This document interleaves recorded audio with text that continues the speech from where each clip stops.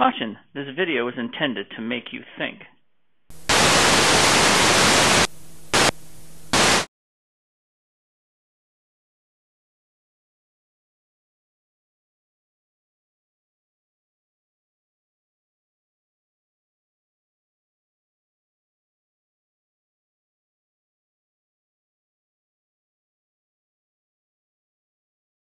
Koko here. I wrote this down, and this is kind of wild. I'll just read it as I scribbled it down. It says, unfinished thoughts stay, whereas finished thoughts are finished and discarded.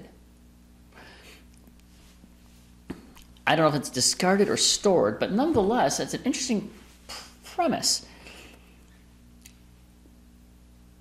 When you've completely finished a series of thoughts, they're done,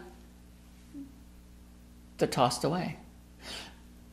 As you're working through some concepts and you have these unfinished thoughts, like problem solving, if you can't, I love the idea of having obstacles that are bigger than I can, too big, too, out of reach, out of context, out of whatever, because that gives me the opportunity to expand my mind.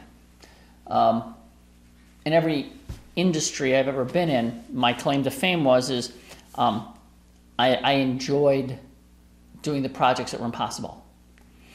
Because impossibility is merely a state of mind, and that's been my tagline since college. Impossibility is merely a state of mind. If you believe something's impossible, it is. Just like, Henry Ford says, if you believe you can't do something, you're absolutely right. I know better. There's no doubt in my mind that I have no limitations. I struggle because there's things I don't know, and that's why I'm a knowledge junkie. I have to know everything because my goals, my aspirations are well out of my reach where I am right now. But what was out of my reach a week ago is in my reach today. And what's out of my reach today will be in my reach next week. So as you reach out, it expands. It's exponential. If you're sitting in your little chair like this and you're not struggling, you've got your little bubble, and that's all you've got. And it's not getting bigger, it's not getting more interesting, and you're becoming more and more bored, more and more, less and less likely to achieve, and those are some issues. So